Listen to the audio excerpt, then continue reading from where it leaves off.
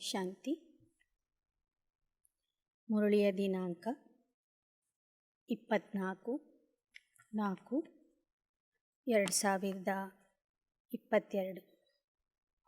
ಅವ್ಯಕ್ತ ಬಾಪ್ದಾದ ರಿವೈಸ್ ಮುರಳಿಯ ತಾರೀಕು 31/3/1990. रहमदिल और बेहद की वैराग्य वृत्ति. ದಯಾ ಹೃದಯ ಮತ್ತು ಬೇಹದ್ದಿನ ವೈರಾಗ್ಯ ವೃತ್ತಿ.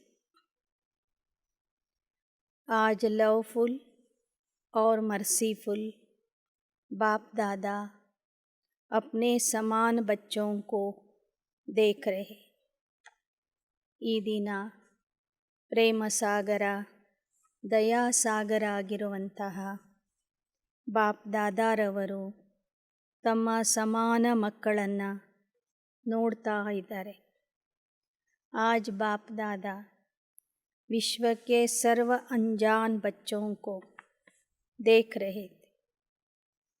भले अनजान है लेकिन फिर भी बच्चे बाप दादा के संबंध से सर्व बच्चों को देखते हुए क्या अनुभव किया कि मेजॉरिटी आत्माओं को समय प्रति समय किसी न किसी कारण से जाने अनजाने भी वर्तमान समय मर्सी अर्थात रहम की दया की आवश्यकता है और आवश्यकता के कारण ही मर्सीफुल बाप को याद करते रहते हैं. ಈ ದಿನ ಬಾಬಾ ವಿಶೇಷವಾಗಿ ಅಜ್ಞಾನಿ ಮಕ್ಕಳನ್ನು ನೋಡ್ತಾ ಇದ್ದಾರೆ. ಭಲೆ ಅವರು ಅಜ್ಞಾನಿನೇ ಆಗಿರಬಹುದು, ಆದರೆ ಪರಮಾತ್ಮ ತಂದೆ ಆಗಿರುವ ಕಾರಣ ಎಲ್ಲರೂ ಅವನ ಮಕ್ಕಳೇ. ಆ ಮಕ್ಕಳನ್ನು ನೋಡುವಾಗ ಬಾಬೋರ್ಗೆ ಏನು ಕಾಣಿಸ್ತು ಅಂದರೆ, ಇವತ್ತು ಪ್ರಪಂಚದಲ್ಲಿ ಪ್ರತಿಯೊಬ್ಬರಿಗೂ ಒಂದಿಲ್ಲ ಒಂದು ಸಮಯದಲ್ಲಿ ದಯೆ ಅಥವಾ ಕರುಣೆಯ ಅವಶ್ಯಕತೆ ಇದೆ. ಅಂಥ ಒಂದು ಅವಶ್ಯಕತೆ ಬಂದಾಗ ಎಲ್ಲರೂ ಆ ದಯಾಸಾಗರ ತಂದೆಯನ್ನು ನೆನಪು ಮಾಡ್ತಾರೆ. तो चारों ओर की आवश्यकता प्रमाण इस समय रहम दृष्टि की पुकार है, क्योंकि एक तो भिन्न भिन्न समस्याओं के कारण अपने मन और बुद्धि का संतुलन न होने के कारण मर्सीफुल बाप को व अपनी मान्यता वालों को मर्सी के लिए बहुत दुख से परेशानी से पुकारते. ಈ ಸಮಯದಲ್ಲಿ ಎಲ್ಲರಿಗೂ ದಯೆ ಬೇಕಾಗಿದೆ. ಏಕೆಂದರೆ ಎಲ್ಲ ಮನುಷ್ಯ ಆತ್ಮರು ಭಿನ್ನ ಭಿನ್ನ ಸಮಸ್ಯೆಗಳ ಕಾರಣದಿಂದ ತಮ್ಮ ಮನಸ್ಸು ಮತ್ತು ಬುದ್ಧಿಯ ಬ್ಯಾಲೆನ್ಸನ್ನು ಕಳ್ಕೊಂಡಿದ್ದಾರೆ. ಅದಕ್ಕಾಗಿ ದಯಾಸಾಗರ ತಂದೆಯನ್ನು ಅಥವಾ ತಮ್ಮ ಧರ್ಮದ ಮುಖಂಡರನ್ನು ಧರ್ಮಸ್ಥಾಪಕರನ್ನು ಬಹಳ ದುಃಖದಿಂದ ಕರೀತಾ ಇದ್ದಾರೆ. ಚಾಹೆ अनजान आत्माएं बाप को न जानने के कारण अपने धर्म पिताओं व गुरुओं को व इष्ट देवों को मर्सीफुल समझकर पुकारते. लेकिन आप सब तो जानते हो कि इस समय सिवाय एक बाप परमात्मा के और किसी भी आत्मा द्वारा मर्सी मिल नहीं सकती. ಅಜ್ಞಾನಿ ಆತ್ಮರು ತಂದೆಯ ಪರಿಚಯ ಇಲ್ಲದೇ ಇರುವ ಕಾರಣ ತಮ್ಮ ಧರ್ಮಸ್ಥಾಪಕರು ಗುರುಗಳು ಹಾಗೂ ಇಷ್ಟ ದೇವತೆಗಳನ್ನು ದಯೆಗಾಗಿ ಕರಿತಾ ಇದ್ದಾರೆ. ಯಾಕೆ ಅಂದರೆ ಈ ಸಮಯದಲ್ಲಿ ನಿಮಗೆ ಗೊತ್ತಿದೆ, ಪರಮಾತ್ಮನ ವಿನಃ ಯಾರ ಮೂಲಕನೂ ಜೀವಾತ್ಮರಿಗೆ ಕರುಣೆ ಅಥವಾ ದಯೆ ಸಿಗೋದಕ್ಕೆ ಸಾಧ್ಯವಿಲ್ಲ. ಆದರೆ ಅಜ್ಞಾನಿ ಆತ್ಮರಿಗೆ ಈ ವಿಚಾರ ಗೊತ್ತಿಲ್ಲದೆ ಇರುವ ಕಾರಣ ಅವರು ಸಾಧು ಸಂತರು, ಗುರುಗಳು, ಇಷ್ಟದೇವತೆಗಳು ಎಲ್ಲರ ಹತ್ತಿರ ಹೋಗಿ ಆ ದಯೆಯನ್ನು ಕೇಳ್ತಾ ಇದ್ದಾರೆ. भले बाप उन्हों की इच्छा पूर्ण करने के कारण, भावना का फल देने के कारण किसी भी इष्ट को व महान आत्मा को निमित्त बना दे, लेकिन दाता एक है. इसलिए वर्तमान समय प्रमाण मर्सीफुल बाप बच्चों को कहते, बाप के सहयोगी साथी बुझाए, आप ब्राह्मण बच्चे हो, तो जिस चीज़ की आवश्यकता है वह देने से प्रसन्न हो जाते. ಬಾಬಾ ಒಮ್ಮೊಮ್ಮೆ ಭಕ್ತರಿಗೆ ಅವರವರ ಇಷ್ಟ ದೇವತೆಗಳ ಮೂಲಕ, ಗುರುಗಳ ಮೂಲಕ ಅಲ್ಪಕಾಲದ ದಯೆ ತೋರಿಸ್ತಾರೆ. ಆದರೆ ಸದಾಕಾಲದ ದಯೆ ತೋರಿಸೋದಕ್ಕೆ ಪರಮಾತ್ಮ ಮತ್ತು ನೀವು ಮಕ್ಕಳೇ ನಿಮಿತ್ತ ಆಗಿದ್ದೀರಿ. ಅದಕ್ಕೆ ಬಾಬಾ ಹೇಳ್ತಾರೆ, ದಯಾಸಾಗರನ ಮಕ್ಕಳು ಕರುಣೆ ತೋರಿಸುವಂತಹ ಈ ಸೇವೆಯಲ್ಲಿ ನೀವು ತಂದೆಯ ಸಹಯೋಗಿ ಆಗಬೇಕು, ಸಾಥಿ ಆಗಬೇಕು. तो जिस चीज़ की आवश्यकता है वह देने से ಪ್ರಸನ್ನ ಹೋ ಜಾತೆ. ಈ ಸಮಯದಲ್ಲಿ ಯಾವ ಒಂದು ಗುಣದ, ಯಾವ ವಸ್ತುವಿನ ಅವಶ್ಯಕತೆ ಇದೆ ಅದನ್ನು ಅಜ್ಞಾನಿ ಆತ್ಮರಿಗೆ ಕೊಟ್ಟಾಗ ಅವರು ಪ್ರಸನ್ನ ಆಗ್ತಾರೆ. तो मास्टर मर्सीफुल बने हो, आपके ही भाई बहने चाहे सगे है व लगे है, लेकिन है तो परिवार के न. अपने परिवार की अनजान परेशान आत्माओं के ऊपर रहम दिल बन. ಬಾಬಾ ಕೇಳ್ತಾ ಇದ್ದಾರೆ, ಮಕ್ಕಳೇ ನೀವು ಮಾಸ್ಟರ್ ದಯಾಸಾಗರ ಆಗಿದ್ದೀರ. ಯಾಕೆ ಅಂದರೆ ಜಗತ್ತಿನಲ್ಲಿ ಇರುವಂಥ ಎಲ್ಲ ಆತ್ಮರು ನಿಮಗೆ ಸ್ವಂತ ಸೋದರ ಸೋದರಿಯಾಗಿರ್ಬೋದು ಅಥವಾ ಮಲ ಸೋದರ ಸೋದರಿಯಾಗಿರ್ಬೋದು. ಎಲ್ಲರೂ ನೀವು ಒಂದೇ ಪರಿವಾರದವರು ಆಗಿದ್ದೀರಿ. ಆದ್ದರಿಂದ ಅಜ್ಞಾನಿ ಆತ್ಮಗಳ ಮೇಲೆ ದಯೆ ತೋರಿಸುವಂತಹ ದಯಾಹೃದಯಿಗಳಾಗ್ರಿ. ದಿಲ್ ಸೆ रहम आए, विश्व की अनजान आत्माओं के लिए भी रहम चाहिए. ಹೃದಯದಿಂದ ನಿಮಗೆ ಆ ಒಂದು ದಯೆ ಅಥವಾ ಕರುಣೆ ಅವರ ಮೇಲೆ ಬರಬೇಕು. साथ साथ ब्राह्मण परिवार के पुरुषार्थ की तीव्र गति के लिए व स्व उन्नति के लिए भी रहम दिल की ಅವಶ್ಯಕತೆ है. ವಿಶ್ವದ ಅಜ್ಞಾನಿ ಆತ್ಮರಿಗೂ ದಯೆ ಬೇಕಾಗಿದೆ.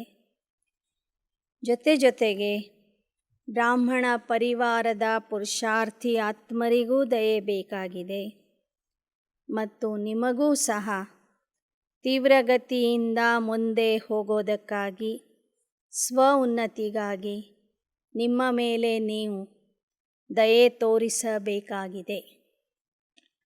स्व उन्नति के लिए स्व पर जब रहम दिल बनते हैं तो रहम दिल आत्मा को सदा बेहद की वैराग्य वृत्ति स्वतः ही आती है. ಸ್ವ ಉನ್ನತಿಗಾಗಿಯೂ ಸಹ ನೀವು ಮಕ್ಕಳು ನಿಮ್ಮ ಮೇಲೆ ದಯೆ ತೋರಿಸಬೇಕು. ಅಂತಹ ದಯಾಹೃದಯಿ ಆತ್ಮರಿಗೆ ಸಹಜ ಸ್ವಾಭಾವಿಕವಾಗಿ ವೈರಾಗ್ಯ ವೃತ್ತಿಯು ಅವರಲ್ಲಿ ಬಂದ್ಬಿಡ್ತದೆ.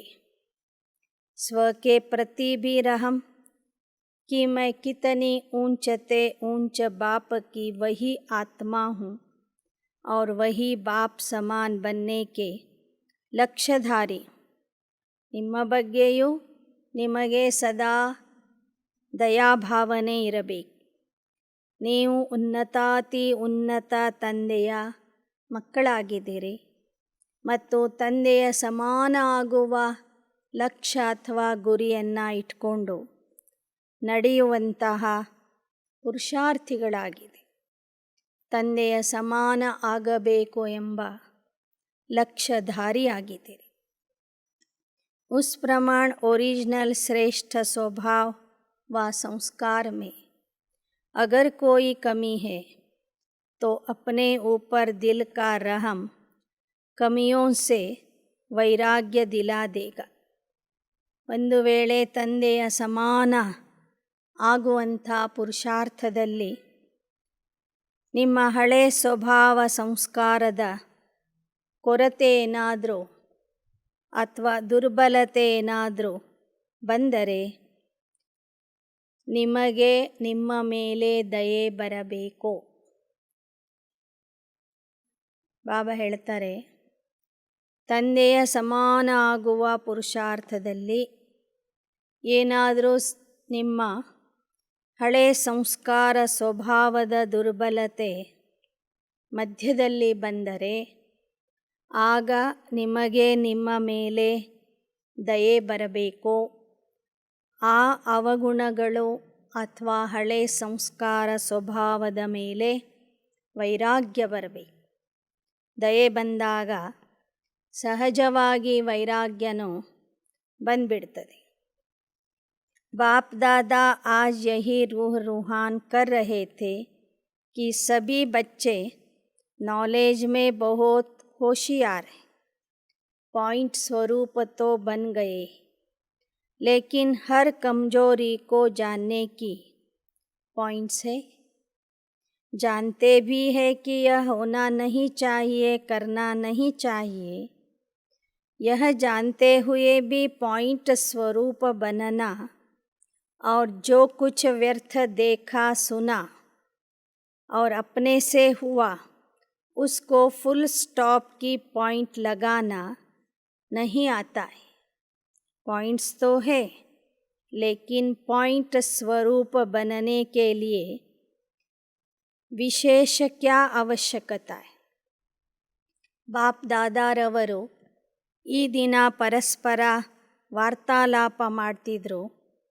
ಮಕ್ಕಳು ಜ್ಞಾನ ಕೇಳೋದ್ರಲ್ಲಿ ಹೇಳೋದ್ರಲ್ಲಿ ಬಹಳ ಹುಷಾರಾಗಿದ್ದಾರೆ.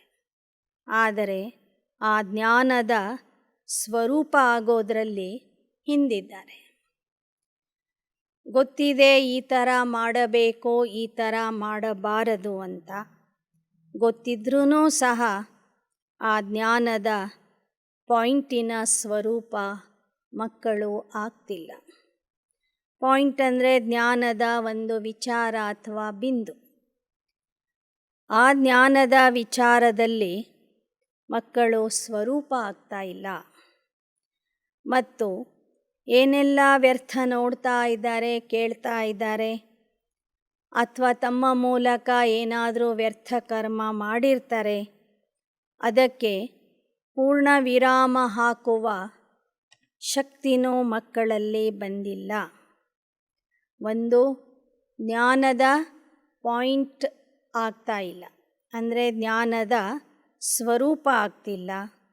ಎರಡನೇದು, ನಡೆದು ಹೋಗಿದ್ದಕ್ಕೆ, ಗತಿಸಿ ಹೋಗಿದ್ದಕ್ಕೆ ಫುಲ್ ಸ್ಟಾಪ್ ಹಾಕಲಿಕ್ಕೂ ಮಕ್ಕಳಿಗೆ ಬರ್ತಾ ಇಲ್ಲ. पॉइंट्स तो है, लेकिन पॉइंट स्वरूप बनने के लिए क्या आवश्यकता है. ಬಾಬಾ ಹೇಳ್ತಾರೆ, ಜ್ಞಾನದ ಪಾಯಿಂಟ್ಸ್ಗಳು ಸಾಕಷ್ಟು ಇವೆ ನಿಮ್ಮ ಹತ್ರ. ಆದರೆ ಆ ಪಾಯಿಂಟಿನ ಸ್ವರೂಪ ಆಗಲಿಕ್ಕೆ ವಿಶೇಷವಾಗಿ ಯಾವುದರ ಅವಶ್ಯಕತೆ ಇದೆ. ಅಪ್ನೆ ಊಪರ್ ರಹಮ್, ಔರೋಂ ಕೆ ಊಪರ್ ರಹಮ್. भक्ति मार्ग में भी सच्चे भक्त होंगे व आप भी सच्चे भक्त बने हो। आत्मा में रिकॉर्ड भरा हुआ है ना, तो सच्चे भक्त सदा रहम दिल होते, इसलिए वे पाप कर्म से डरते। ಬಾಬಾ ಹೇಳ್ತಾರೆ, ತಮ್ಮ ಮೇಲೆ ದಯೆ ತೋರಿಸಿಕೊಳ್ಳುವ ಅವಶ್ಯಕತೆ ಇದೆ. ಹೇಗೆ ಭಕ್ತಿ ಮಾರ್ಗದಲ್ಲಿ ಸತ್ಯ ಭಕ್ತರು रहम दिल होते, इसलिए वे ಪಾಪ ಕರ್ಮ से डरते. ನಿಜವಾದ ಭಕ್ತರು ದಯಾಹೃದಯಿಗಳು ಆಗಿರ್ತಾರೆ, ಕರುಣಾಮಯಿ ಆಗಿರ್ತಾರೆ. ಆದ್ದರಿಂದ ನಿಜವಾದ ಭಕ್ತರು ಪಾಪಕ್ಕೆ ಹೆದರ್ತಾರೆ. बाप से नहीं डरते लेकिन पाप से डरते. ಅವರಿಗೆ ಪರಮಾತ್ಮನ ಬಗ್ಗೆ ಭಯ ಇರೋದಿಲ್ಲ, ಆದರೆ ಪಾಪದ ಬಗ್ಗೆ ಭಯ ಇರ್ತದೆ. इसलिए पाप कर्म से बचे हुए रहते. तो ज्ञान मार्ग में भी जो यथार्थ रहम दिल है, उसमें 3 बातों से किनारा करने की शक्ति होती. ಭಕ್ತರು ಸಹ ಪಾಪ ಕರ್ಮಕ್ಕೆ ಹೆದರಿ ಪಾಪ ಕರ್ಮದಿಂದ ದೂರ ಇರ್ತಾರೆ. ಹಾಗೆ ಜ್ಞಾನ ಮಾರ್ಗದಲ್ಲೂ ಸಹ ಯಾವ ಮಕ್ಕಳು ಯಥಾರ್ಥ ದಯಾಹೃದಯಿಯಾಗಿರ್ತಾರೆ, ಅವರು 3 ಮಾತುಗಳಿಂದ ಸದಾ ದೂರ ಇರ್ತಾರೆ. 3 ಮಾತುಗಳಿಂದ ದೂರ ಇರುವ ಶಕ್ತಿ ಅವರಲ್ಲಿ ಇರ್ತದೆ. जिसमें रहम नहीं होता, वे समझते हुए जानते हुए 3 बातों के परवश बन जाते. ಯಾರಲ್ಲಿ ದಯೆ ಕರುಣೆ ಇರೋದಿಲ್ಲ, ಅವರಿಗೆ ಜ್ಞಾನ ಗೊತ್ತಿದ್ರೂ ಸಹ ಆ 3 ವಿಷಯಗಳಿಂದ ಅವರು ದೂರ ಆಗಿರೋದಿಲ್ಲ. ಆದರೆ ಆ 3 ವಿಷಯಗಳಿಗೆ ಪರವಶ ಆಗಿರ್ತಾರೆ. वह तीनों बातें हैं अलबेलापन, ईर्ष्या और घृಣ. ಆ 3 ಮಾತುಗಳು ಅಂದರೆ, ಮೊದಲನೆಯದು ಅಲಕ್ಷ್ಯತನ, ಎರಡನೆಯದು ಈರ್ಷ್ಯೆ, ಮೂರನೆಯದು ತಿರಸ್ಕಾರ.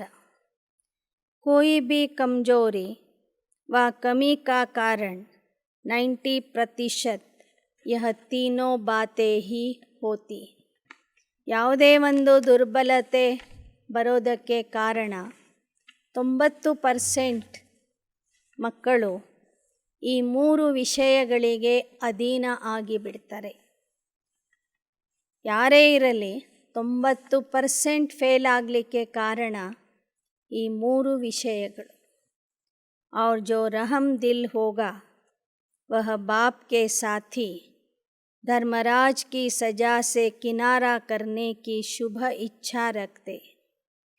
ಆದರೆ ದಯಾಹೃದಯಿ ಮಕ್ಕಳು, ತಂದೆಯ ಸಾಥಿ ಮಕ್ಕಳು, ಧರ್ಮರಾಜನ ಶಿಕ್ಷೆಯಿಂದ ದೂರ ಇರೋದಕ್ಕೆ ಶುಭ ಸಂಕಲ್ಪ ಮಾಡ್ತಾರೆ. ಧರ್ಮರಾಜನ ಶಿಕ್ಷೆಯಿಂದ ದೂರ ಇರಬೇಕು ಎಂಬ ಶುಭ ಇಚ್ಛೆ ಅವರಲ್ಲಿ ಇರ್ತದೆ. जैसे भक्त डर के मारे अलबेले नहीं होते, ऐसे ब्राह्मण आत्माएं बाप के प्यार के कारण धर्मराजपुरी से क्रॉस न करना पड़े, इस मीठे डर से अलबेले नहीं होते हैं. ಹೇಗೆ ಭಕ್ತರು ಪಾಪಕ್ಕೆ ಹೆದರಿ ಅಲಕ್ಷ್ಯತನ ಮಾಡೋದಿಲ್ಲ, ಹಾಗೆ ಬ್ರಾಹ್ಮಣ ಮಕ್ಕಳು ತಂದೆಯ ಪ್ರೀತಿಯ ಕಾರಣದಿಂದ ಧರ್ಮರಾಜಪುರಿಯಲ್ಲಿ ಹೋಗದೇ ಇರುವುದಕ್ಕಾಗಿ, ಹೋಗಬಾರದು ಎಂಬ ಕಾರಣದಿಂದ ಆ ಧರ್ಮರಾಜನ ಮಧುರ ಭಯ ಅವರಲ್ಲಿ ಇರ್ತದೆ. ಆದ್ದರಿಂದ ಅವರು ಅಲಕ್ಷ್ಯ ಮಾಡೋದಿಲ್ಲ, ಹುಡುಗಾಟಿಕೆತನ ಮಾಡೋದಿಲ್ಲ.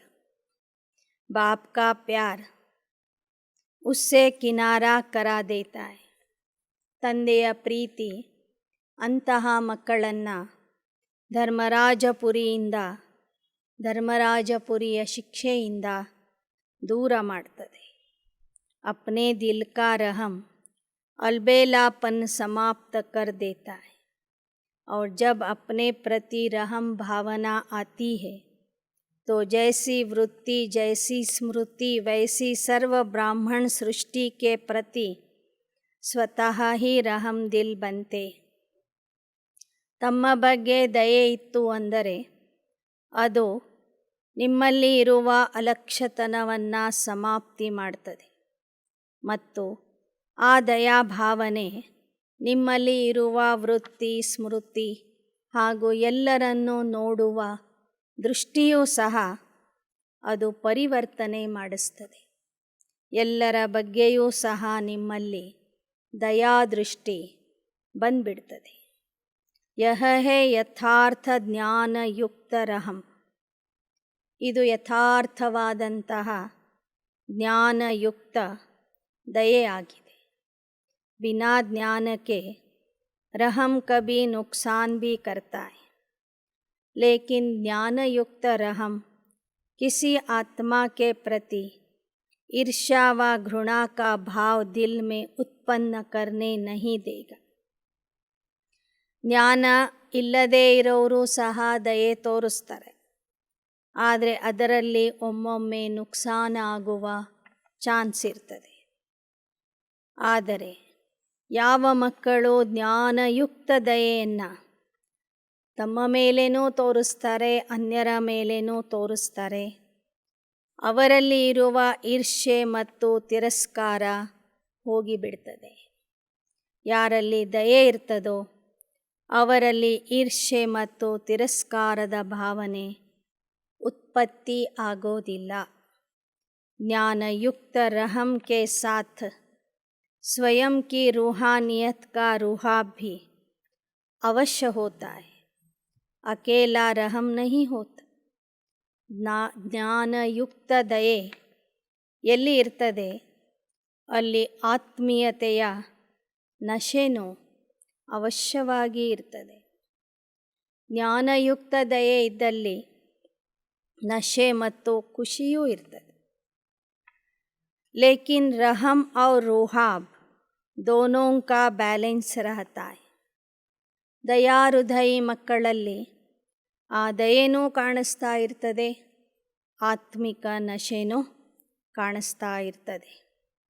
अगर ज्ञान युक्त रहम नहीं, साधारण रहम है, तो किसी भी आत्मा के प्रति चाहे लगाव के रूप से, चाहे कमजोरी से उसके ऊपर प्रभावित हो सकते. प्रभावित भी नहीं होना है. ಬಾಬಾ ಹೇಳ್ತಾರೆ, ಜ್ಞಾನಯುಕ್ತ ದಯೆ ಇರಬೇಕು. ಜ್ಞಾನಯುಕ್ತ ದಯೆ ಇಲ್ಲದಿದ್ದರೆ ನೀವು ವ್ಯಕ್ತಿಯ ಕಡೆಗೆ ಪ್ರಭಾವಿತ ಆಗಿಬಿಡ್ತೀರಿ, ಆಕರ್ಷಣೆ ಆಗ್ತೀರಿ. ಆ ರೀತಿಯಲ್ಲಿ ಒಬ್ಬರಿಂದ ಪ್ರಭಾವಿತನೂ ಆಗಬಾರದು, ಒಬ್ಬರ ಪ್ರಭಾವಕ್ಕೆ ನೀವು ಒಳಗಾಗಬಾರದು. ನ घृणा चाहिए, ನ ಪ್ರಭಾವಿತ चाहिए. ತಿರಸ್ಕಾರನೂ ಇರಬಾರ್ದು, ಅಟ್ಯಾಚ್ಮೆಂಟ್ ಅಥವಾ ಅವರ ಆಕರ್ಷಣೆನೂ ಇರಬಾರ್ದು. क्योंकि आप तन मन बुद्धि सहित बाप के ऊपर प्रभावित हो चुके. ಯಾಕೆ ಅಂದರೆ ತಾವು ಮಕ್ಕಳು ತನು ಮನ ಬುದ್ಧಿಯ ಸಹಿತವಾಗಿ ತಂದೆಯ ಪ್ರಭಾವದಲ್ಲಿ ಬಂದಿದ್ದೀರಿ, ತಂದೆಗೆ ಪ್ರಭಾವಿತ ಆಗಿದ್ದೀರಿ. जब मन और बुद्धि एक के तरफ और ऊंचे ते ऊंचे तरफ प्रभावित हो चुकी, फिर दूसरे के ऊपर कैसे प्रभावित हो सकते हैं. ಬಾಬಾ ಹೇಳ್ತಾರೆ, ಮನಬುದ್ಧಿಯಿಂದ ಒಬ್ಬರ ಪ್ರಭಾವದಲ್ಲಿ ಬಂದಿದ್ದೀರಿ ಅಂದರೆ ಮತ್ತೆ ನೀವು ಅನ್ಯ ವ್ಯಕ್ತಿಗಳ ಪ್ರಭಾವಕ್ಕೆ ಯಾಕೆ ಒಳಗಾಗ್ತೀರಿ? ಆ ಥರ ಅನ್ಯ ದೇಹಧಾರಿಗಳಿಗೆ ಪ್ರಭಾವಿತ ಆಗ್ತಾ ಇದ್ದರೆ ಅವರಿಗೆ ಏನಂತ ಕರಿಬಹುದು? दी हुई वस्तु को फिर से स्वयं यूज करना, उसको कहा जाता है अमानत में ख्यानत। जब मन बुद्धि दिया तो फिर आपकी रही कहाँ जो ಪ್ರಭಾವಿತ ಹೋತೆ ಹೋ. ಒಮ್ಮೆ ಕೊಟ್ಟಂಥ ವಸ್ತುವನ್ನು ಮತ್ತೆ ವಾಪಸ್ ಇಸ್ಕೊಂಡಂಗಾಗ್ತದೆ. ಮನಬುದ್ಧಿಯನ್ನು ತಂದೆಗೆ ಕೊಟ್ಟಿದ್ದೀರಿ ಅಂದಮೇಲೆ ಅದು ತಂದೆಯದಾಯಿತು. ಮತ್ತೆ ಯಾಕೆ ನಿಮ್ಮ ಮನಬುದ್ಧಿ ಇತರ ವ್ಯಕ್ತಿಗಳಿಗೆ ಪ್ರಭಾವಿತ ಆಗ್ತದೆ? बाप के हवाले कर दिया या आधी रखी है, आधी दी है. जिन्होंने फुल दी है वे हाथ उठाओ. ಮನಸ್ಸು ಬುದ್ಧಿಯನ್ನು ಸಂಪೂರ್ಣವಾಗಿ ತಂದೆಗೆ ಕೊಟ್ಟಿದ್ದೀರಾ ಅಥವಾ ಅರ್ಧ ಕೊಟ್ಟಿದ್ದೀರಾ? ಯಾರು ಅರ್ಧ ಕೊಟ್ಟಿದ್ದೀರಿ ಅವ್ರ ಕೈ ಎತ್ತರಿ ಅಂತಾರೆ. देखो ब्राह्मण जीवन का फाउंडेशन महामंत्र क्या है? मन मना भव. तो मन मना भव नहीं हुए तो ज्ञान सहित रहम दिल आत्मा कभी किसी के ऊपर, चाहे गुणों के ऊपर, चाहे सेवा के ऊपर, चाहे किसी भी प्रकार के सहयोग प्राप्त होने के कारण आत्मा पर प्रभावित नहीं हो सकती. ಬ್ರಾಹ್ಮಣ ಜೀವನದ ಫೌಂಡೇಶನ್ ಆಗಿದೆ ಮನ್ಮನಾಭವ, ಮನಸ್ಸನ್ನು ತಂದೆಗೆ ಅರ್ಪಿಸುವುದು.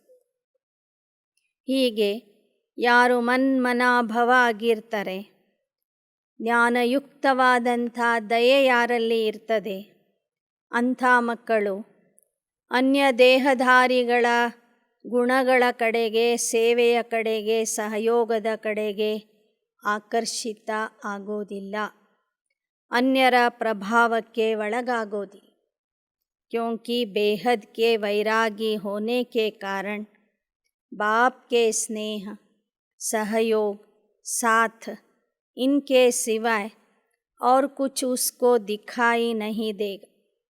ಏಕೆಂದರೆ ದಯಾಹೃದಯಿ ಆತ್ಮ ಬೇಹದ್ದಿನ ವೈರಾಗಿಯಾಗಿರುವ ಕಾರಣ ಅವರಿಗೆ ತಂದೆಯ ಸ್ನೇಹ, ತಂದೆಯ ಸಹಯೋಗ, ತಂದೆಯ ಸಂಗದ ವಿನಃ ಬೇರೆ ಏನೂ ಕಾಣಿಸೋದಿಲ್ಲ.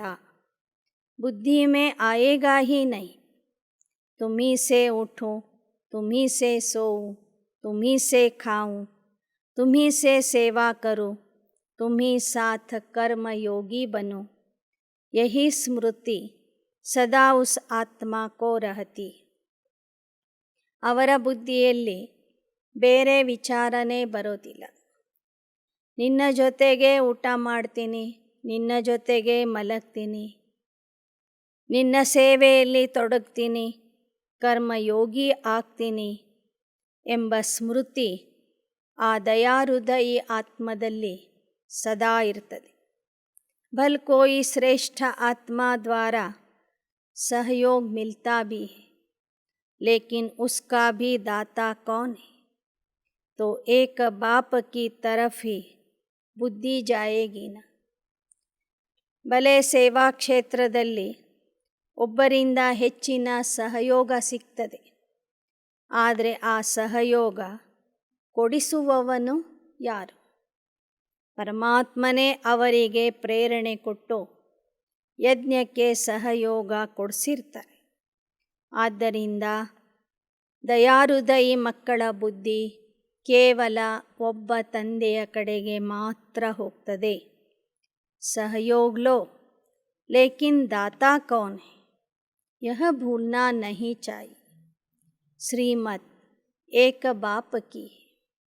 कोई निमित्त आत्मा आपको बाप की श्रीमत की स्मृति दिलाती है तो उनकी श्रीमत नहीं कहेंगे, लेकिन बाप की श्रीमत को फॉलो कर औरों को भी फॉलो कराने के लिए ಸ್ಮೃತಿ ದಿಲಾತಿ.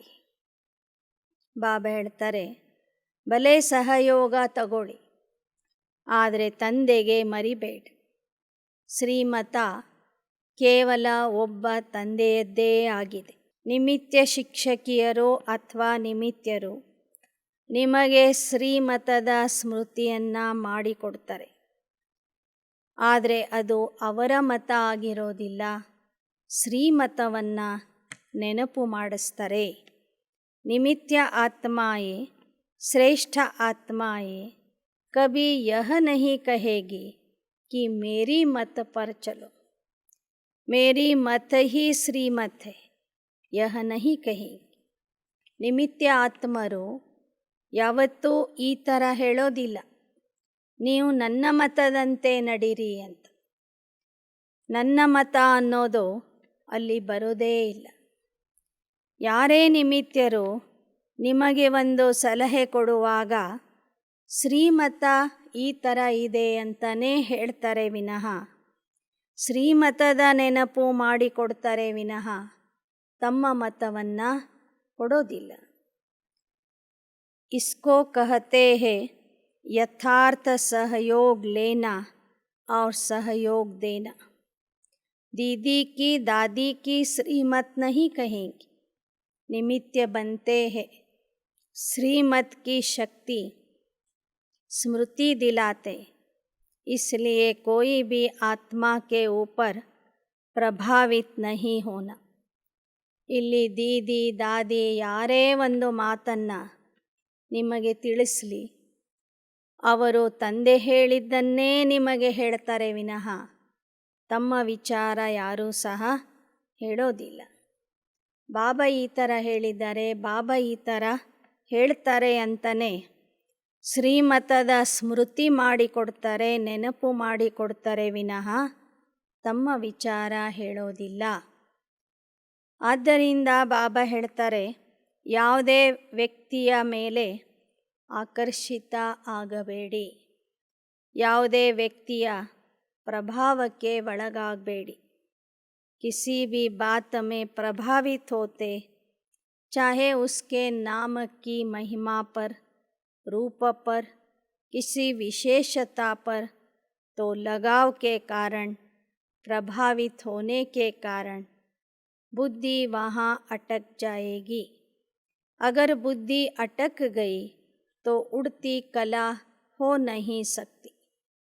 अपने ऊपर भी प्रभावित होते, मेरी बहुत अच्छी प्लानिंग बुद्धि है, मेरा ज्ञान बहुत स्पष्ट है, मेरे जैसी सेवा कोई कर नहीं सकते, मेरी इन्वेंटर बुद्धि है, मैं गुणवान हूँ.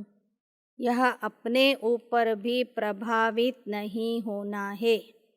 ಬಾಬಾ ಹೇಳ್ತಾರೆ, ಯಾವುದೇ ವ್ಯಕ್ತಿಯ ನಾಮ ರೂಪ ವಿಶೇಷತೆ ನೋಡಿ ಆ ವ್ಯಕ್ತಿಗೂ ಪ್ರಭಾವಿತ ಆಗಬಾರದು.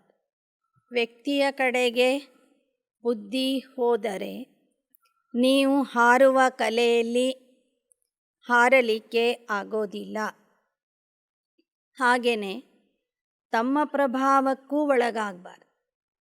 ನಾನು ಬಹಳ ಗುಣವಂತೆ, ನನ್ನ ಬುದ್ಧಿ ಬಹಳ ಚುರುಕಿದೆ, ನಾನು ವಿಶೇಷ ಆತ್ಮ ಆಗಿದ್ದೇನೆ, ಪ್ಲ್ಯಾನಿಂಗ್ ಬುದ್ಧಿ ಆತ್ಮ ಆಗಿದ್ದೇನೆ, ಈ ಥರ ತಮ್ಮ ವಿಶೇಷತೆಗೂ ಪ್ರಭಾವಿತ ಆಗಬಾರದು. ಮಾಲೂಮ್ ಥಾ ಕ್ಯಾ ಸೇವಾ ಕ್ಯಾ ಹೋತಿ ಹೈ. इसलिए स्व उन्नति के लिए यथार्थ ज्ञान युक्त रहम दिल बनना बहुत आवश्यक है. अपने पर भी प्रभावित नहीं होना. विशेषता है, प्लानिंग बुद्धि है, लेकिन सेवा के निमित्त किसने बनाए. ಬಾಬಾ ಹೇಳ್ತಾರೆ, ನಿಮ್ಮಲ್ಲಿ ವಿಶೇಷತೆ ಇರಬಹುದು, ಪ್ಲ್ಯಾನಿಂಗ್ ಬುದ್ಧಿ ಇರಬಹುದು, ಆದರೆ ನಿಮಗೆ ಸೇವೆಗೆ ನಿಮಿತ್ತರನ್ನಾಗಿ ಯಾರು ಮಾಡಿದರು ಅದನ್ನು ನೆನ್ಪಿಟ್ಕೊಳ್ಳಿ ಅಂತ ಹೇಳ್ತಾರೆ ಬಾಬಾ. फिर यह ईर्ष्या घृणा समाप्त हो जाती. तीव्र गति की कमी का ಮೂಲ ಕಾರಣ ಯಹಿ ಹೈ. ಬಾಬಾ ಹೇಳ್ತಾರೆ, ದಯಾ ಭಾವನೆಯಿಂದ ಸೇವೆ ಮಾಡ್ತಾ ಹೋಗ್ರಿ, ಆಗ ನಿಮ್ಮಲ್ಲಿ ಇರುವ ಈರ್ಷೆ, ತಿರಸ್ಕಾರ ಕಡಿಮೆ ಆಗ್ತಾ ಹೋಗ್ತದೆ. तीव्र गति की कमी का मूल कारण यही है ईर्ष्या व घृणा या प्रभावित होना. ತೀವ್ರ ಗತಿಯಲ್ಲಿ ಹೋಗದೇ ಇರೋದಕ್ಕೆ ಮೂಲ ಕಾರಣ ಆಗಿದೆ ಈರ್ಷ್ಯೆ, ತಿರಸ್ಕಾರ ಅಥವಾ ವ್ಯಕ್ತಿಗಳ ಕಡೆಗೆ ಆಕರ್ಷಣೆ ಆಗುವುದು. ಚೌಥಿ ಬಾತ್ ಸುನಾಯಿ ಅಲ್ಬೇಲಾಪನ್.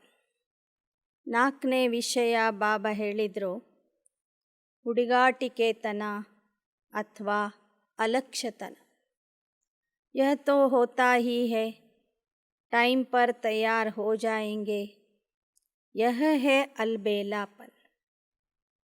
ಇದಂತೂ ನಡೀತಾನೇ ಇರ್ತದೆ, ಸಮಯ ಬಂದಾಗ ಸರಿ ಹೋಗ್ತದೆ, ಸಮಯ ಬಂದಾಗ ನಾವು ತಯಾರಾಗ್ತೀವಿ ಅಂದರೆ ಅದು ಅಲಕ್ಷ್ಯತನ ಆಗಿದೆ, ಆಲಸ್ಯತನ ಆಗಿದೆ. बाप दादा ने एक हंसी की बात पहले भी सुनाई. ब्राह्मण आत्माओं के दूर की नज़र बड़ी तेज है, नज़दीक की नज़र कमज़ोर है, इसलिए दूसरों की कमी जल्दी दिखाई देती और अपनी कमी देरी से दिखाई देती. बाप दादारವರು ಆಗಾಗ ಒಂದು ತಮಾಷೆಯ ಮಾತನ್ನು ಹೇಳ್ತಿರ್ತಾರೆ. ಬ್ರಾಹ್ಮಣ ಆತ್ಮರ ದೂರದ ದೃಷ್ಟಿ ತೀಕ್ಷ್ಣವಾಗಿದೆ, ಹತ್ತಿರದ ದೃಷ್ಟಿ ದುರ್ಬಲ ಆಗಿದೆ ಅಂತ ಹೇಳ್ತಾರೆ ಬಾಬಾ.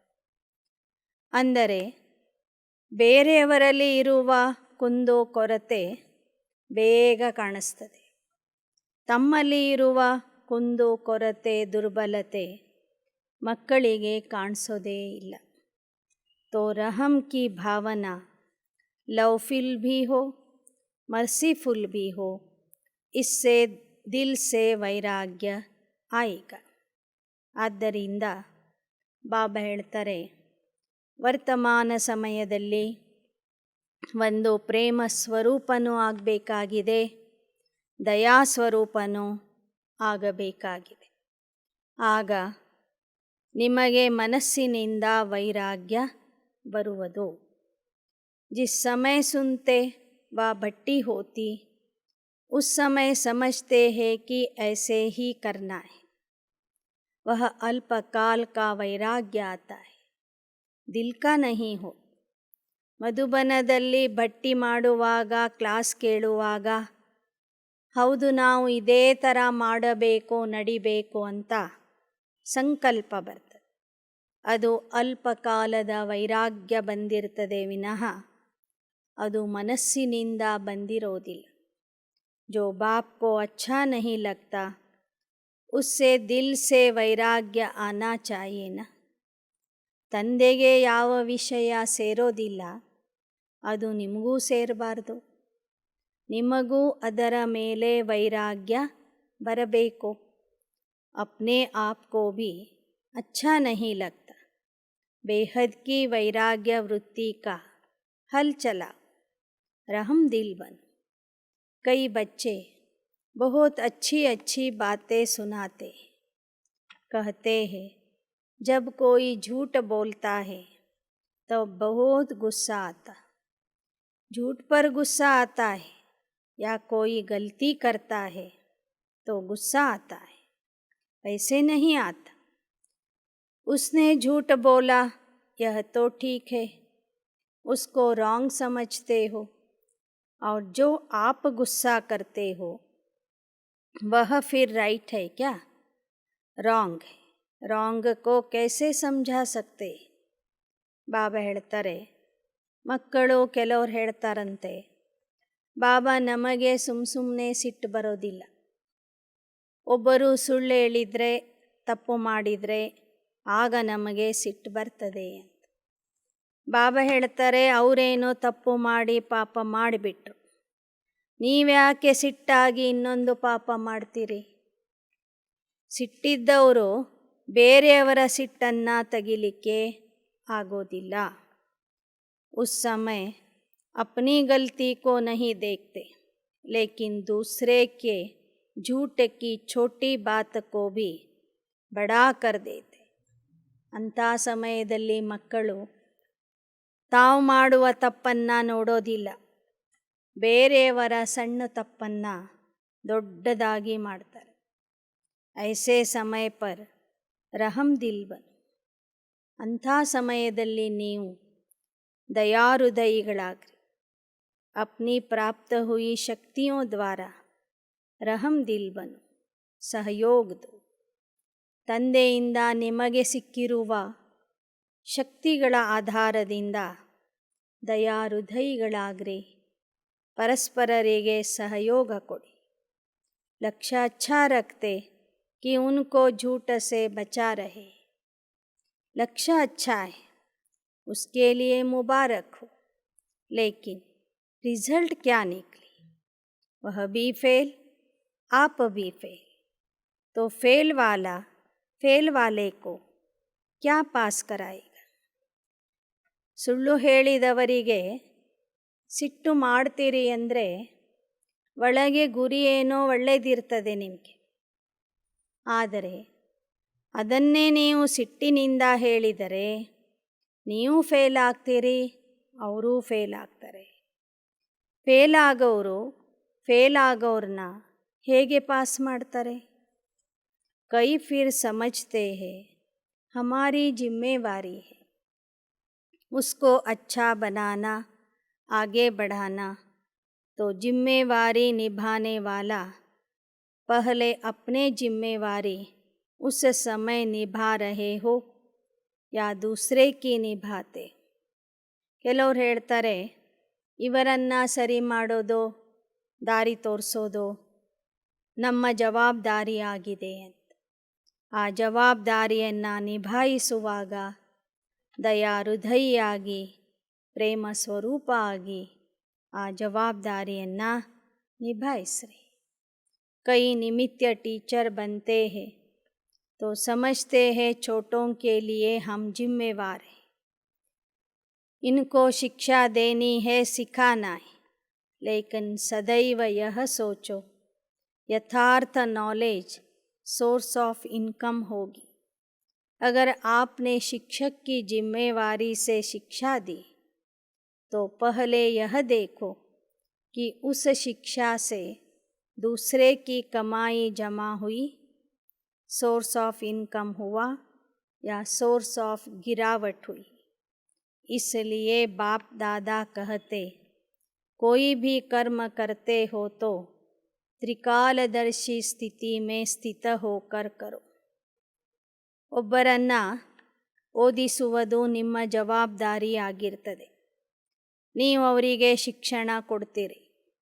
ಆ ಶಿಕ್ಷಣದಿಂದ ಅವರಿಗೆ ಮತ್ತು ನಿಮಗೆ ಲಾಭ ಆಗಿರಬೇಕು.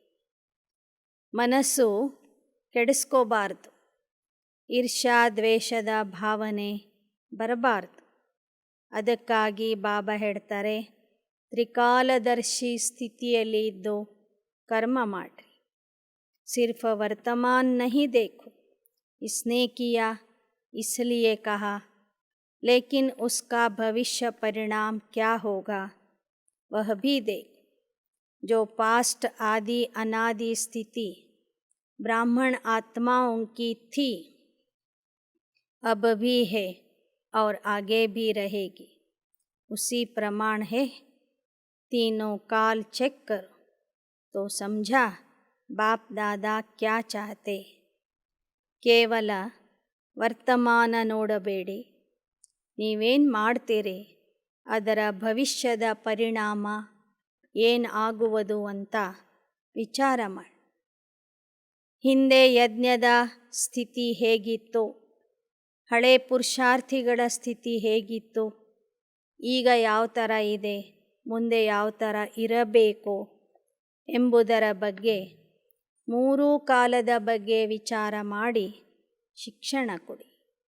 स्व उन्नति करेंगे लेकिन परिवर्तन क्या लाएंगे. चाहे महारथी हो चाहे नए हो, बाप दादा की एक आशा है, जितना चाहते हैं ಉತನಾ ಅಭಿ ನಹಿ ಹುವಾ ಹೇ. ಸ್ವೋನ್ನತಿನೂ ಮಾಡ್ತಿದ್ದೀರಿ, ಪರಿವರ್ತನೆನೂ ಮಾಡ್ತಿದ್ದೀರಿ. ಆದರೆ ಬಾಬಾ ಯಾವ ರಿಸಲ್ಟನ್ನು ನಿಮ್ಮಿಂದ ಬಯಸ್ತಾ ಇದ್ದಾರೆ ಅಷ್ಟರ ಮಟ್ಟಿಗೆ ನೀವು ಯಾರೂ ಸಹ ಪುರುಷಾರ್ಥ ಆಗಲಿ ಸೇವೆ ಆಗಲಿ ಮಾಡಿಲ್ಲ ಅಂತ ಹೇಳ್ತಿದ್ದಾರೆ ಬಾಬಾ. बाप दादा अल्पकाल का वैराग्य नहीं चाहते, निजी वैराग्य आए. जो बाप को अच्छा नहीं लगता वह नहीं करना है, नहीं सोचना है, नहीं बोलना है. इसको बाप दादा कहते दिल का प्यार. ಅಲ್ಪಕಾಲದ ವೈರಾಗ್ಯ ಬಾಬಾ ಇಷ್ಟಪಡೋದಿಲ್ಲ. ಮಕ್ಕಳಲ್ಲಿ ನಿಜಿ ವೈರಾಗ್ಯ ಬರಬೇಕು. ಯಾವುದೋ ತಂದೆಗೆ ಇಷ್ಟ ಆಗೋದಿಲ್ಲ, ತಂದೆ ಯಾವುದನ್ನು ಯೋಚನೆ ಮಾಡೋದಿಲ್ಲ, ತಂದೆ ಏನನ್ನ ಮಾತಾಡೋದಿಲ್ಲ, ಅದನ್ನು ನೀವು ಮಾಡಬಾರದು. ಇದಕ್ಕೆ ಹೇಳ್ತಾರೆ ಮನಸ್ಸಿನ ಪ್ರೀತಿ ಅಂತ. ಅಭಿ ಮಿಕ್ಸ್ ಹೈ, ಕಭಿ ದಿಲ್ ಕಾ ಪ್ಯಾರ್, ಕಭಿ ದಿಮಾಗ್ ಕಾ ಪ್ಯಾರ್. ಬಾಬವರು ಏನು ಇಷ್ಟಪಡೋದಿಲ್ಲ ಅಂಥ ಕೆಲಸ ಮಾಡಬಾರ್ದು, ಅದರ ಬಗ್ಗೆ ವಿಚಾರ ಮಾಡಬಾರ್ದು, ಅಂಥದ್ದನ್ನು ಮಾತಾಡಬಾರ್ದು. ಇದಕ್ಕೆ ಹೇಳ್ತಾರೆ ನಿಜವಾದ ಪ್ರೀತಿ. ಈಗ ಮಕ್ಕಳಲ್ಲಿ ಕಾಣ್ತಿರೋದು ಮಿಕ್ಸ್ ಪ್ರೀತಿ ಅಂತ ಹೇಳ್ತಾರೆ ಬಾ. ಒಮ್ಮೊಮ್ಮೆ ಮನಸ್ಸಿನ ಪ್ರೀತಿ ಮಾಡ್ತಾರೆ, ಒಮ್ಮೊಮ್ಮೆ ಬುದ್ಧಿಯ ಆಧಾರದಿಂದ ಪ್ರೀತಿ ಮಾಡ್ತಾರೆ. ಮಾಲಾಕ हर एक मणका हर एक मणके के साथ समीप हो, स्नेही हो, प्रगति के लिए सहयोगी हो. इसलिए माला रुकी हुई, क्योंकि माला तैयार होना अर्थात युगल दाने के समान एक दो के भी समीप स्नेही बनना. पहले 108 की माला बने, तब दूसरी बने. ಮಾಲೆಯ ಮಣಿ ಆಗುವುದು ಅಂದರೆ ಪರಸ್ಪರರಿಗೆ ಸಮೀಪ ಬರುವುದು, ಸ್ನೇಹಿ ಆಗೋದು. ಆ ಥರ ಆಗೋ ತನಕನೂ ಈ ಮಾಲೆ ತಯಾರಾಗೋದಿಲ್ಲ. ಮಾಲೆಯ ಮಣಿ ಆಗುವುದು ಅಂದರೆ ಬ್ರಹ್ಮ ಬಾಬಾ ಮತ್ತು ಮಮ್ಮಾರವರ ಸಮಾನ ಆಗಬೇಕು. ಮೊದಲು 108ರ ಮಾಲೆ ತಯಾರಾಗಬೇಕು, ನಂತರ 1008ರ ಮಾಲೆ तैयारागतदे. बाप दादा बहुत बार माला तैयार करने के लिए बैठते हैं, लेकिन अभी पूरी नहीं हुई. मणका मणके के समीप तब आता है, अर्थात बाप उसको पिरोता तभी है जब उस मणके को 3 सर्टिफिकेट मिले. ಮಾಲೆ ಫೈನಲ್ ಆಗಬೇಕಾದ್ರೆ ಬಾಬಾ ಹೇಳ್ತಾರೆ ಆ ಮಕ್ಕಳಲ್ಲಿ 3 ಪ್ರಕಾರದ ವಿಶೇಷತೆ ಇರಬೇಕು. ಮಾಲೆಯ ಮಣಿಯಾಗುವಂಥ ಮಕ್ಕಳು 3 ಪ್ರಕಾರದ ಸರ್ಟಿಫಿಕೇಟನ್ನು ತಗೋಬೇಕು. ಮೊದಲನೇದು ಬಾಪ್ ಪಸಂದ್. 1, ನಾವು ಬಾಬವ್ರ ಪ್ರೀತಿಗೆ ಪಾತ್ರ ಆಗಬೇಕು. 2ನೇದು ಬ್ರಾಹ್ಮಣ ಪರಿವಾರ ಪಸಂದ್, ಬ್ರಾಹ್ಮಣ ಪರಿವಾರದ ಪ್ರೀತಿಗೆ ಪಾತ್ರ ಆಗಬೇಕು. और तीसरा अपने यथार्थ पुरुषार्थ से पसंद. 3ನೇದು ನಮ್ಮ ಪುರುಷಾರ್ಥ ನಮಗೆ ಪ್ರಿಯ ಆಗಿರಬೇಕು. तीनों बातें चेक करते हैं तो मणका हाथ में ही रह जाता है, माला में नहीं आता है. ಒಮ್ಮೊಮ್ಮೆ ಬಾಬಾ ಇವತ್ತು ಮಕ್ಕಳ ಮಾಲೆಯನ್ನು ತಯಾರು ಮಾಡಿಬಿಡೋಣ ಅಂತ ಕೂತಿರ್ತಾರಂತೆ. ಒಂದೊಂದೇ ಮಣಿ ಕೈಯಲ್ಲಿ ತಗೊಂಡಾಗ ಈ 3 ಪ್ರಕಾರದ ಸರ್ಟಿಫಿಕೇಟ್ ಅವರಿಗೆ ಸಿಕ್ಕಿರೋದಿಲ್ಲ. ಆಗ ಆ ಮಣಿಯನ್ನು ಮಾಲೆಯಲ್ಲಿ ಹಾಕೋದರ ಬದಲಾಗಿ ಬಾಬೋರ್ ಕೈಯಲ್ಲಿನೇ ಅದು ಉಳಿದ್ಬಿಡ್ತದೆ. तो इस वर्ष कौन सा स्लोगन याद रखेंगे? त्रिमूर्ति बाप और विशेष तीनों संबंध द्वारा 3 सर्टिफिकेट लेना है. ಹಾಗಾದರೆ ವಿಜಯಮಾಲೆಯ ಮಣಿ ಆಗಲಿಕ್ಕೆ ಈ ವರ್ಷ ಈ ಶ್ಲೋಗನ್ ಅಥವಾ ಈ ಮಹಾವಾಕ್ಯವನ್ನು ನೆನ್ಪಿಟ್ಕೊಳ್ಳಿ. ಒಂದು ತ್ರಿಮೂರ್ತಿ ತಂದೆಯ ಜೊತೆಗೆ 3 ರೀತಿಯ ಸಂಬಂಧ ಜೋಡಿಸಬೇಕು ಮತ್ತು ಬಾಬಾ ಹೇಳಿದ 3 ಸರ್ಟಿಫಿಕೇಟ್ಗಳನ್ನು ಪಡ್ಕೋಬೇಕು. ಔರೋं को भी दिलाने में ಸಹಯೋಗಿ बनना. ನೀವಷ್ಟೇ ವಿಜಯಮಾಲೆಯ ಮಣಿ ಆಗೋದಲ್ಲ, 3 ಸರ್ಟಿಫಿಕೇಟನ್ನು ತಗೊಳ್ಳೋದಲ್ಲ, ಅನೇಕರಿಗೆ ಈ 3 ಸರ್ಟಿಫಿಕೇಟ್ಗಳನ್ನು ಕೊಡುವುದಕ್ಕೆ ಸಹಯೋಗಿ ಆಗಬೇಕು. ಮಾಲಾ ಕಾ ಸಮೀಪ ಮಣಕ ಬನನಾ ಹಿ ಹೈ. ತೋ ಸುನಾ ಸ್ವ ಉನ್ನತಿ ಕ್ಯಾ ಕರ್ನಿ.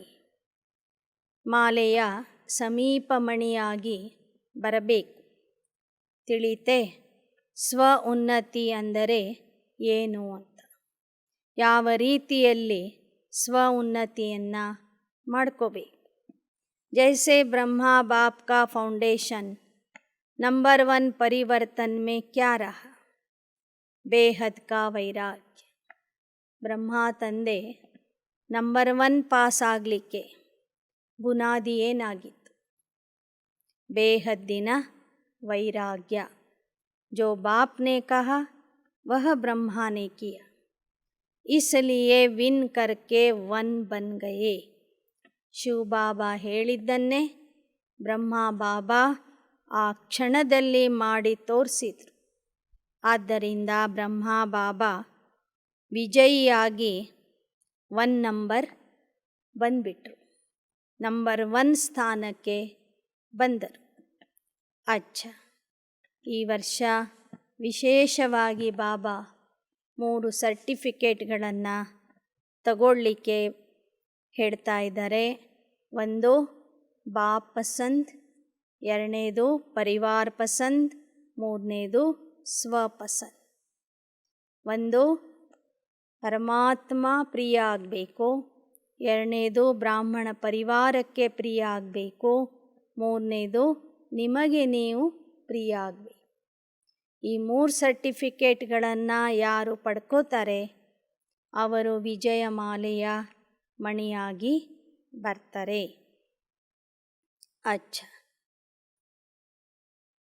सदा रहम दिल श्रेष्ठ आत्माओं को स्व उन्नति की उड़ती कला में जाने वाले पुरुषार्थी आत्माओं को हर समय एक बाप को साथ अनुभव करने वाले अनुभवी आत्माओं को बाप के दिल की आशाओं को पूर्ण करने वाले कुलदीपक आत्माओं को अपने को माला के समीप मण के बनाने वाले विजयी आत्माओं को बेहद की वैराग्य वृत्ति से हर समय बाप को फॉलो कर बाप समान बनने वाले अति स्नेही राइट हैंड बच्चों को बाप दादा का याद प्यार और नमस्ते.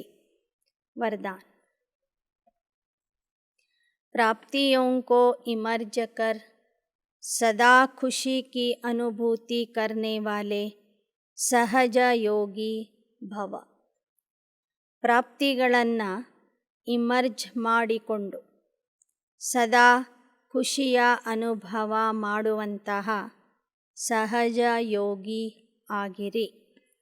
ತಂದೆಯಿಂದ ಆಗ್ತಿರುವಂತಹ ಪ್ರಾಪ್ತಿ ಏನಿದೆ ಆ ಪ್ರಾಪ್ತಿಗಳು ಜೀವನದಲ್ಲಿ ಪ್ರತ್ಯಕ್ಷ ಆಗಬೇಕು, ಅದರ ಅನುಭವ ಮಾಡಬೇಕು, ಅದನ್ನು ಪ್ರಯೋಗದಲ್ಲಿ ತರಬೇಕು.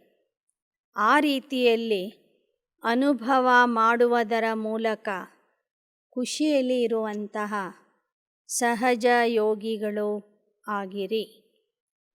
सहज योग का आधार है स्नेह और स्नेह का आधार है संबंध.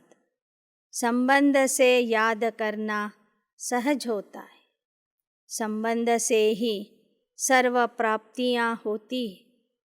जहाँ से प्राप्ति होती मन बुद्धि वहाँ सहज ही चली जाती है. इसलिए बाप ने जो शक्तियों का, ज्ञान का, गुणों का, सुख शांति आनंद प्रेम का खजाना दिया है। जो भी भिन्न भिन्न प्राप्तियाँ हुई है उन प्राप्तियों को बुद्धि में इमर्ज करो तो खुशी की अनुभूति होगी और सहज योगी बन जाएंगे। सहज ಯೋಗದ ಆಧಾರ ಆಗಿದೆ ಸ್ನೇಹ. ಸ್ನೇಹಕ್ಕೆ ಆಧಾರ ಆಗಿದೆ ಸಂಬಂಧ. ಯಾರ ಜೊತೆಗೆ ನಮಗೆ ಸ್ನೇಹದ ಸಂಬಂಧ ಇರ್ತದೆ ಅವರ ನೆನಪು ಸಹಜವಾಗಿ ಬರ್ತದೆ. ತಂದೆಯ ಜೊತೆಗೆ ಸ್ನೇಹದ ಸಂಬಂಧ ಇರುವ ಕಾರಣ ತಂದೆಯಿಂದ ನಮಗೆ ಶಕ್ತಿ, ಜ್ಞಾನ, ಗುಣಗಳು, ಸುಖ, ಶಾಂತಿ, ಆನಂದ, ಪ್ರೇಮದ ಖಜಾನೆ ಸಿಕ್ಕಿ. ಆ ಭಿನ್ನ ಭಿನ್ನ ಖಜಾನೆಗಳನ್ನು, ಪ್ರಾಪ್ತಿಗಳನ್ನು ಬುದ್ಧಿಯ ಮೂಲಕ ನೆನ್ಪು ಮಾಡಿಕೊಡಿ. ಕರ್ಮಯೋಗದಲ್ಲಿ ಅಥವಾ ಆಚರಣೆಯಲ್ಲಿ ಅದನ್ನು ಪ್ರಯೋಗ ಮಾಡಿರಿ. ಆಗ ಖುಷಿಯ ಅನುಭವ ಆಗುವುದು. ಯಾರಲ್ಲಿ ಖುಷಿ ಇರ್ತದೆ ಅವರು ಸಹಜ ಯೋಗಿ ಆಗಿಬಿಡ್ತಾರೆ. ಶ್ಲೋಗನ್. जो सर्व प्रश्नों से पार रहता है वही प्रसन्न चित्त है. ಯಾವ ಮಕ್ಕಳು ಎಲ್ಲ ಪ್ರಶ್ನೆಗಳಿಂದ ದೂರ ಇರ್ತಾರೆ ಅವರೇ ಪ್ರಸನ್ನ ಚಿತ್ತರು. अच्छा. ಓಂ ಶಾಂತಿ, ಓಂ ಶಾಂತಿ, ಓಂ ಶಾಂತಿ.